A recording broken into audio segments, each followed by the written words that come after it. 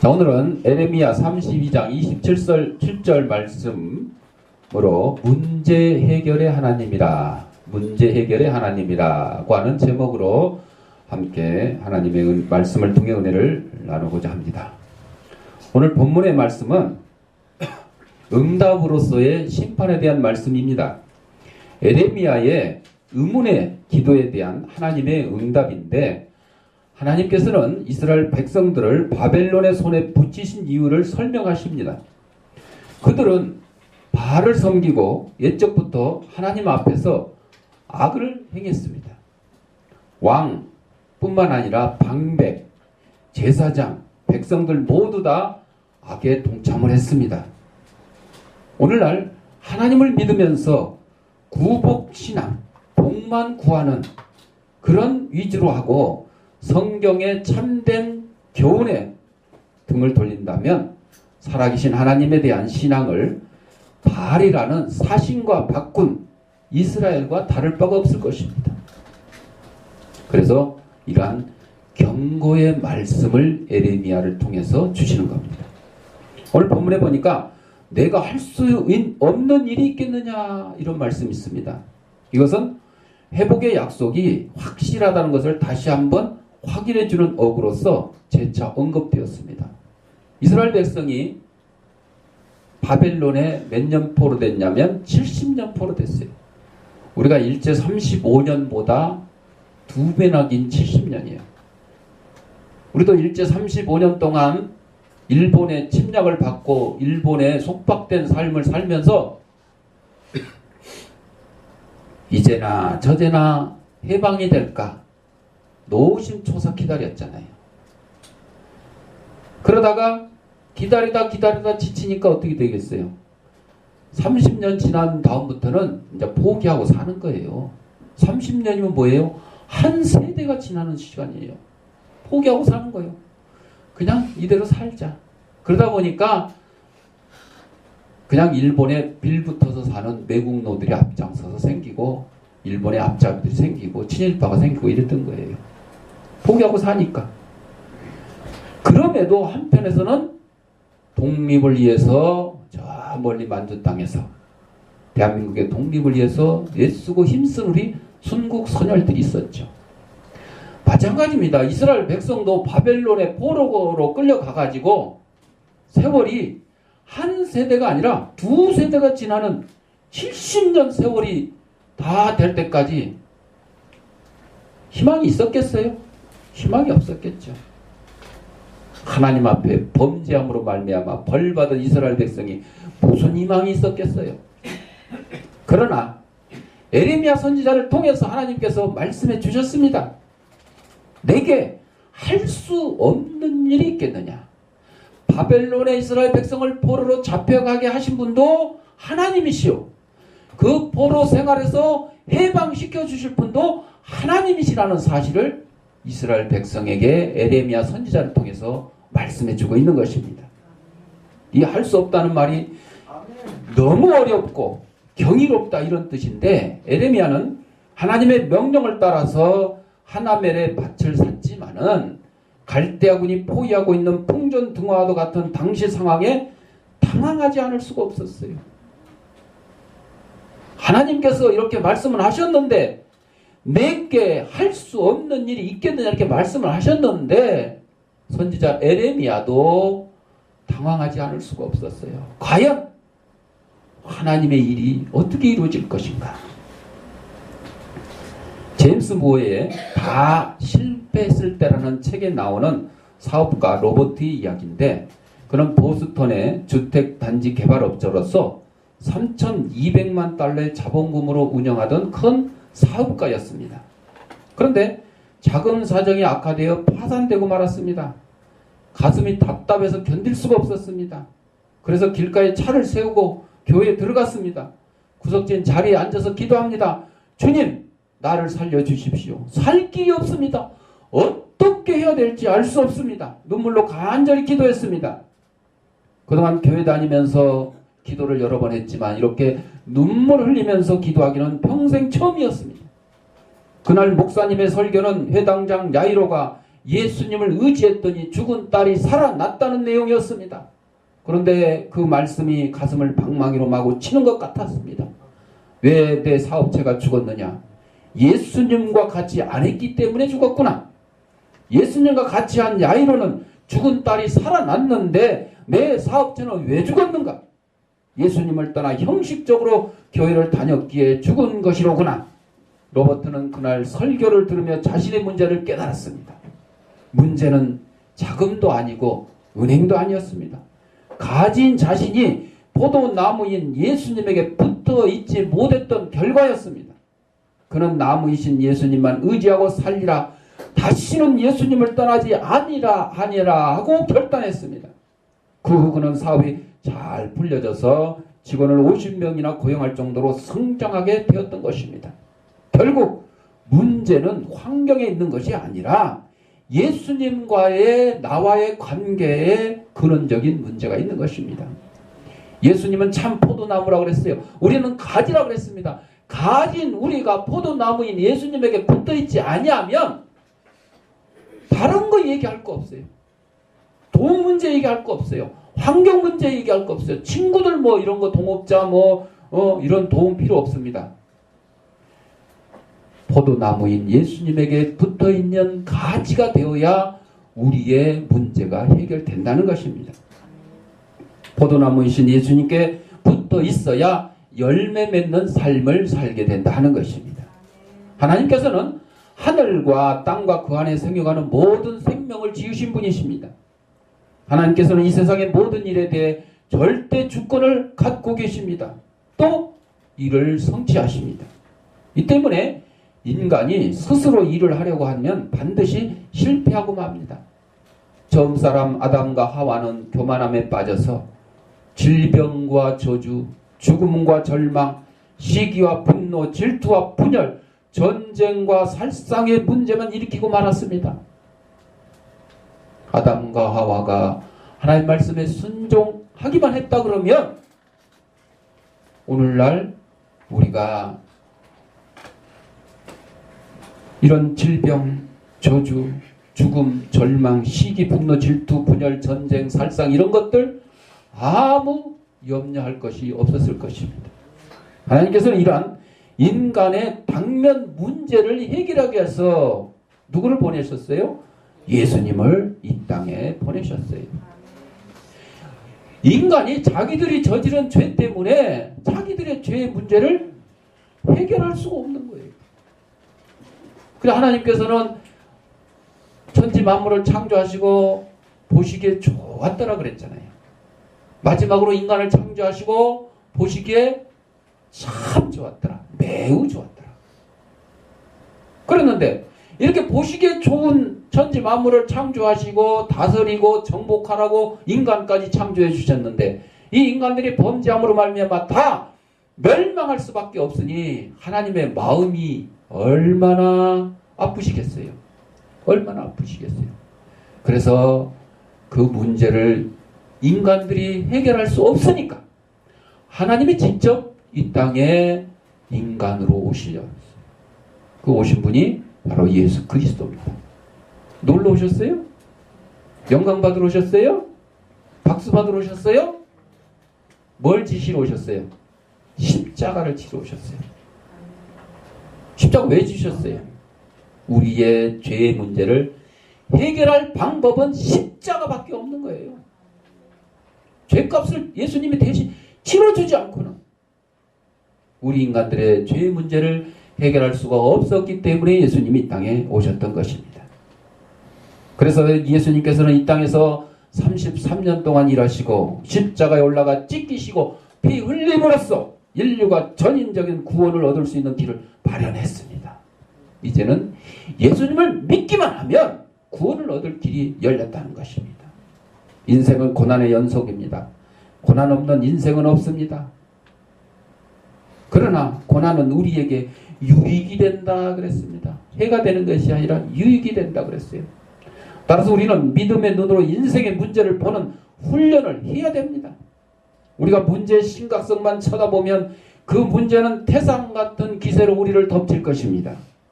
우리는 하나님을 믿는 마음으로 그 문제를 내려다 봐야 됩니다. 문제 뒤에 해결의 근원이신 해결자이신 하나님을 바라봐야 됩니다. 그러면 문제는 작아지고 해결의 길이 열릴 것입니다. 우리 앞에 닥친 여러 가지 문제들이 있습니다. 그러한 문제들만 바라보면요, 문제가 너무너무 커서 아무것도 보이지 않습니다. 그러나 그 문제를 해결해 주실 수 있는 해결자이신 하나님을 바라보면 하나님은 엄청나게 전지전능하신 분이시기 때문에 그 문제는 티끌만도 못하게 보인다는 것입니다. 어떤 환자가 의사를 찾아왔어요. 의사가 물었어요. 어디가 아파서 오셨습니까? 선생님, 요즘 제 증상이 아주 심각합니다. 손가락으로요, 머리를 찔러도 아프고 팔을 찔러도 아프고 다리를 찔러도 아프고 온 몸이 손가락으로 찌르기만 하면 아픕니다. 견딜 수가 없습니다. 이러다 죽는 것이 아닐까요? 그래서 의사가 신중히 환자를 검진을 했습니다. 그리고 결론을 내렸습니다. 예, 심각하군요. 당신의 손가락이 부러져서 그렇습니다. 부러진 손가락으로 머리를 만져도 아프고, 머리가 아픈 게 아니라 손가락이 아픈 거예요. 팔을 만져도 아프고 손가락이 아픈 거예요. 여러분, 내 인생이 새 힘을 얻지 못하고 힘들어하는 진짜 이유는 다른 데 있는 게 아니라 나한테 있는 거예요. 나한테. 모든 문제가 문제 때문에 있는 게 아니고 다른 요인 때문에 있는 게 아니고 나 때문에요. 부러진 손가락으로 여기저기 만져봐야 어차피 아픈 겁니다. 다른 데는 이상이 없어요. 내 자신이 부러져 있기 때문에, 내 자신의 문제 때문에 모든 문제를 건들 때마다 아픈 거예요. 문제가 발생하는 거예요. 내가 새 힘의 원천이 되시는 하나님을 바라보지 않았기 때문에 이러한 문제들이 더 커 보이고 이러한 문제들이 나를 겁박하는 것입니다. 오늘 성경은 이렇게 말합니다. 나는 여호와요 모든 육체의 하나님이라. 내게 할 수 없는 일이 있겠느냐? 하나님의 하신 일들을 우리가 성경을 통해서 쭉 봐왔잖아요. 그거를 보고 믿는 사람이 있는가 하며 믿지 못하는 사람이 있습니다. 흙으로 사람을 만든 거, 여러분 지금 가서 흙으로 한번 만들어봐. 사람이 만들어지냐? 인형은 인형이야, 인형. 그쵸? 우리 사람이 그 금요일날 밤에 그 케이블 TV에서 웨스트 월드라고 인간들이 이 파크를 만들어 가지고 거기에 인조인간을 갖다 집어넣어요. 그래서 인조인간들이 우리 사람들 사는 것하고 똑같이 살게 해요. 그리고 돈 내는 일반 이제 인간들이죠. 인간들이 그 돈을 내고 거기 입장해서 하고 싶은 대로 하고 살아. 그 인조인간들은 막 마음대로 쏴 죽이기도 하고 겁탈을 하기도 하고 그런 재미를 막 느끼게. 놀이동산이야, 놀이동산. 놀이동산인데 사람이 인조인간을 만들어서 생활하게 하는 놀이동산이야. 근데 놀이동산이 너무너무 커가지고 거기에 사는 인조인간들은 도망갈 수가 없을 정도였어요. 그게 이제 그런 그 드라마로 이렇게 제작되어졌는데 거기서 인조인간이 반항을 해서 인간을 공격을 하는 일도 생겨요. 인간을 죽이기도 해요. 그러면서 뭐라고 그런지 알아요? 처음에는 인조인간들이, 거기서 호스트라고 그러는데, 인조인간들이 자기들을 만든 인간들을 신이라고 생각해서 신이라고. 그런데 마지막에 이제 깨달은 게 뭐냐? 저것들은 신이 아니다. 저것들은 신이 아니다. 깨달은 거예요. 여러분, 현실적으로 이루어지지 않는 일이지만 여러분 잠시 후에 10년, 20년 후에도 과연 거기에 나오는 드라마와 같은 일이 생길 수도 있어요. 쉽게 말하면 로봇가, 우리는 단순히 로봇이라 그랬잖아요. 로봇가 우리 사람들을 대신해서 일을 해주는 거예요. 정말 생활이 편리하게 되는 거예요. 힘든 일 다 로봇가 해주고. 그런데 지금 인공지능 AI, 인공지능 나왔는데 저번에 이세돌 구단하고 바둑을 해가지고 이세돌 구단이 겨우 한 판을 이기는 했지만 여러분 한 사람의 지능에 많은 사람의 지능을 합친 인공지능하고 사실은 게임이 안 되는 거예요. 게임이 안 되는 거예요. 그러니까 앞으로 미래의 세대는요, 로봇가 우리 인간들이 하는 뭐 많은 일들을 다 해줄 거예요. 감당해 줄 거예요. 근데 문제는 뭐냐? 그럼 이 로봇들이 만약에 반란을 일으키면 어떻게 되느냐? 터미네이터라는 영화에 나왔죠. 반란을 일으켜는 거예요. 로봇가 반란을 일으켜. 우리 인간들 명령 듣지 말고 우리 마음대로 살자. 그래가지고 로봇가 로봇을 만들어 이제. 사람이 로봇을 만드는 게 아니라 로봇가 로봇을 만드는 그런 시대가 올 거란 말입니다. 그러면 그때 가서 인간은 어떻게 돼요? 꼼짝없이 로봇의 노예가 되는 거예요. 로봇의 노예가 돼요. 여러분, 과학기술, 단순한 과학기술의 문제만 가지고 생각할 때는 이렇습니다. 엄청난 결과를 초래하게 될 겁니다. 그런데 천지만물을 누가 창조하셨어요? 하나님이 창조하셨어요.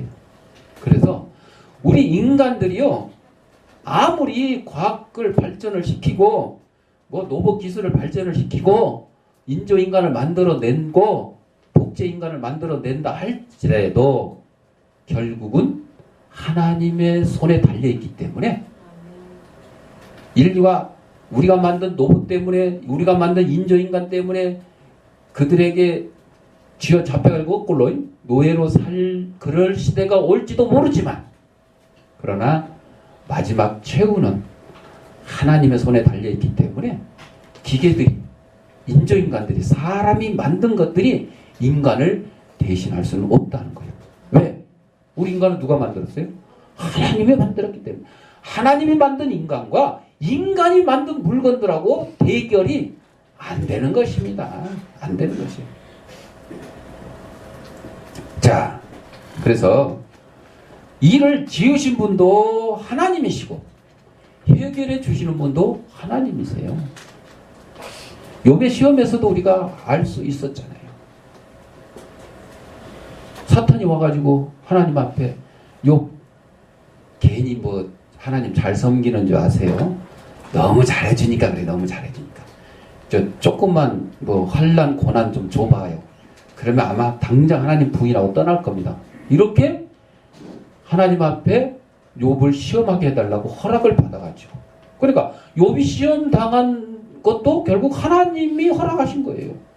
그런데 그 시험을 이기고 갑절의 복을 받게 된 것도 하나님의 뜻이었던 것입니다. 그래서 우리는 문제를 만났을 때 겸손한 마음으로 하나님을 찾고 그분께 모든 것을 맡기고 간구를 해야 돼요. 이러한 행동이 먼저 될 때에 나머지 문제는 하나님께서 책임지십니다.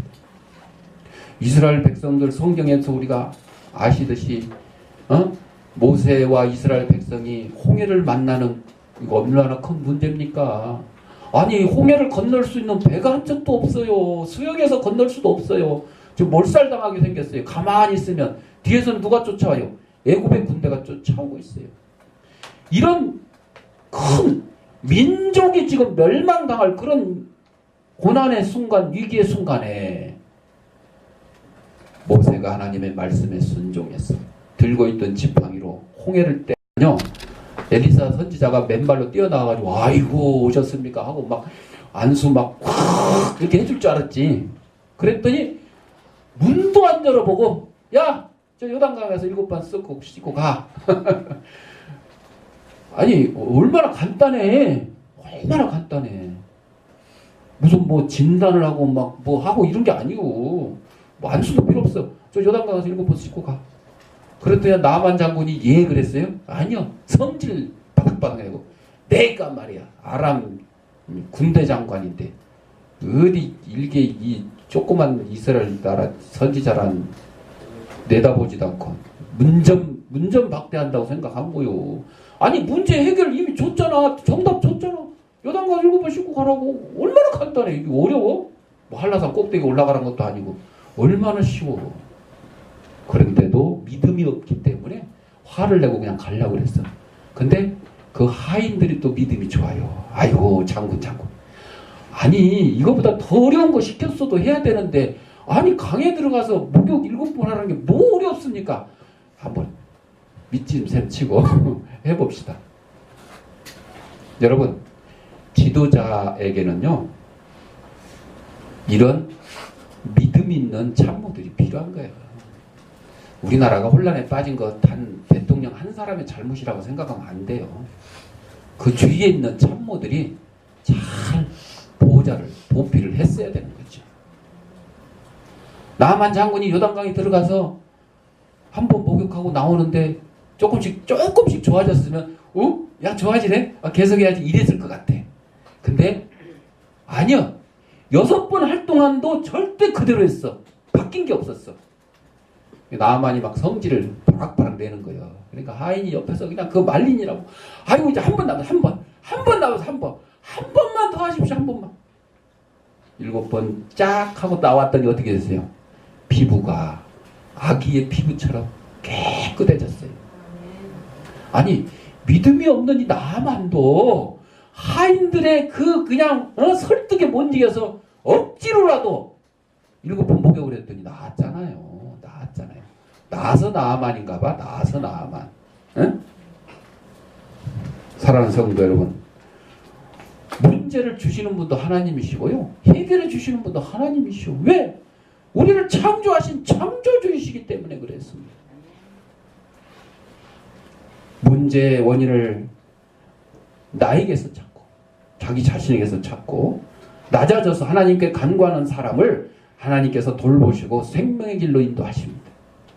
우리는 문제를 당하고 해결해가는 동안 인격적으로 성숙해지고 신앙적으로 성장해집니다. 어떤 문제가 화가의 캔버스라면 캔버스에 그림을 그리는 화가는 신앙인입니다. 우리는 이 문제를 통해 하나님의 은혜라는 아름다운 그림을 사람들에게 보여줄 수가 있습니다. 그런데 문제를 당한 우리가 원망하고 탄식하고 절망만 한다면 그 그림은 망칠 수밖에 없습니다. 사람들에게 보여줄 게 없어요. 그 사람들한테 내놔봐야 버림받게 됩니다. 사랑하는 성도 여러분, 문제를 당하는 게 맞습니다. 우리에게 문제가 있는 게 맞습니다. 우리 앞에 문제가 산적해 있는 게 맞습니다. 나라에서부터 시작해서 내 사회, 우리 가정, 아름다운 그림을 그릴 수 있는 기회로 삼아야 됩니다. 하나님께 모든 것 맡겨야 됩니다. 하나님께 모든 문제와 어려운 점을 알아야 됩니다. 어제 우리 아이들하고 그 판도라 영화, 재난영화죠, 재난영화. 지진이 나가지고 원자력 발전소가 폭발하는 그런 내용이었어요. 처음에 이제 볼만한 영화가 없어서 이거를 보겠다고 했는데 또 이제 비판들이 글이 올라온 거 보니까 원전을 반대하는 게 주 포인트다 뭐 이런 식으로 막 비판의 글이 올라왔어요. 그래서 조금 망설이긴 했어요. 근데 보고 나서는 참 잘 봤다. 왜? 재난 영화인데 재난의 이 키포인트가 아니고요. 마지막에 발전소가 폭발을 하고 그다음에 폐연료봉을 모아놓은 그 창고도 지금 폭발할 이게 터졌어. 발전소 폭발한 정도 가지고 폐연료봉 모아놓은 창고가 폭발하게 되면 대한민국이 완전 이제 망하게 되는 그런 순간이에요. 문제는 그 들어가서 그걸 막을 작업자가 없다는 거예요. 다 도망갔어. 기술자도 다 도망갔어. 마지막 순간에 대통령이 국민들한테 호소합니다. 정말 죄송하고 송구스럽습니다. 이 일을 지금 해결할 사람이 없습니다. 그래서 국민들에게 호소를 합니다. 거기 들어가면 죽습니다. 그러니까 죽음을 무릅쓰고 들어가서 작업해 줄 사람, 지원자를 찾습니다.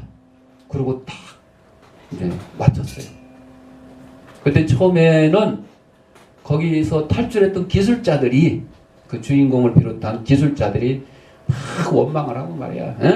얘 처음부터 조심할 땐 안 하고 말이야. 검사도 제대로 안 하고 막 다시 막 원전을 가동시켜야 하고 이렇게 사고치게 해놓고 왜 이제 국민한테 책임지라고 그러냐고 막 처음에는 성토를 했어요. 그러다가 한번 딱 생각해 보니까 어차피 다 죽은 목숨이야 어차피. 가서 그거 못 막으면 대한민국이 다 죽은 목숨이야. 다 죽은 목숨.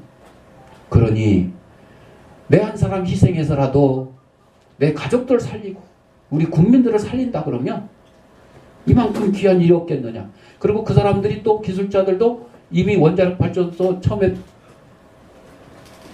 폭발할 때 피폭을 당했어요. 방사능에 엄청나게 피폭을 당해가지고 얼마 살지도 못해요. 어차피 우리 얼마 살지도 못하는데 가서 내 가족과 우리 나라를 구하기 위해서 희생을 하자. 한 사람이 그렇게 딱 얘기를 하니까 다른 사람도 동조를 합니다. 처음에는 막 반대하고 싫어했어요. 그리고 갑니다. 근데 또 문제가 생긴 거예요. 문제.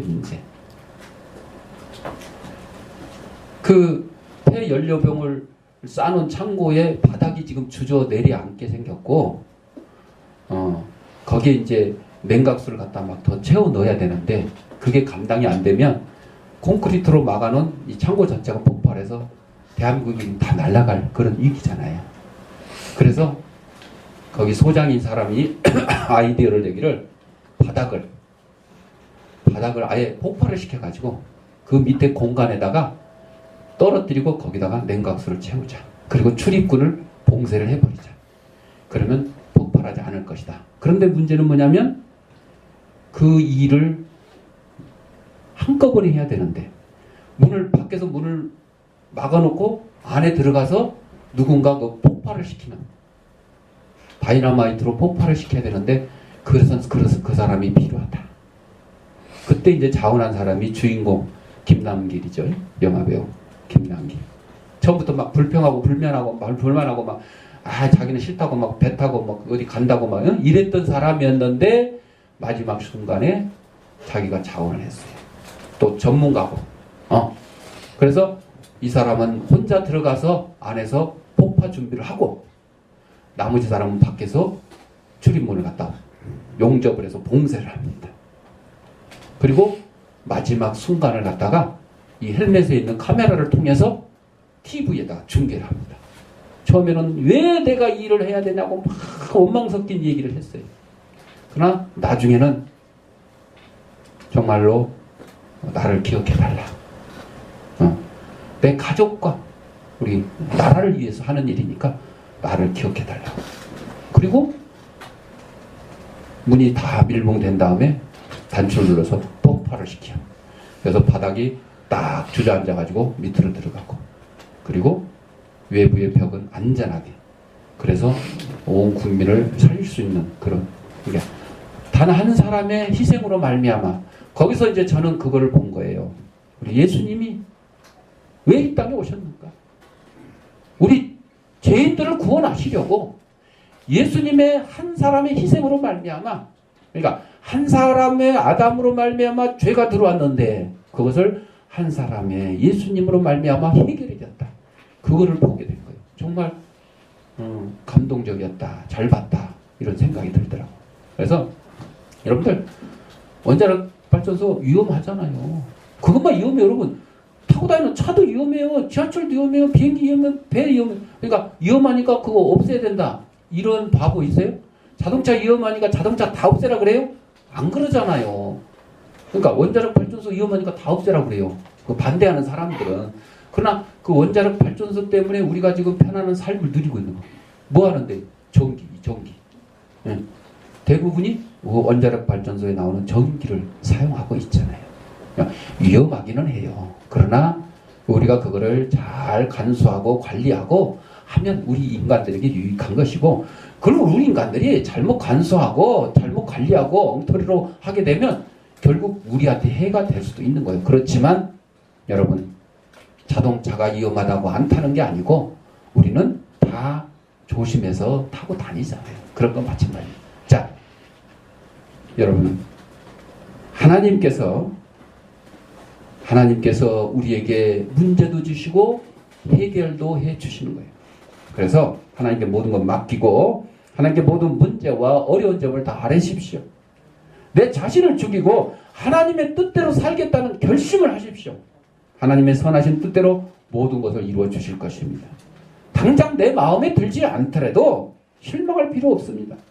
가장 좋은 것으로 채우시는 하나님께서는 마지막에 가장 위대한 일을 바로 우리를 통해서 역사하신다는 귀한 사실을 깨닫고 우리의 문제가 있을 때마다 해결해 주시는 하나님을 믿고 간구하는 저와 여러분들이 되시기를 바랍니다. 기도하겠습니다. 사랑하는 풍성하신 아버지 하나님,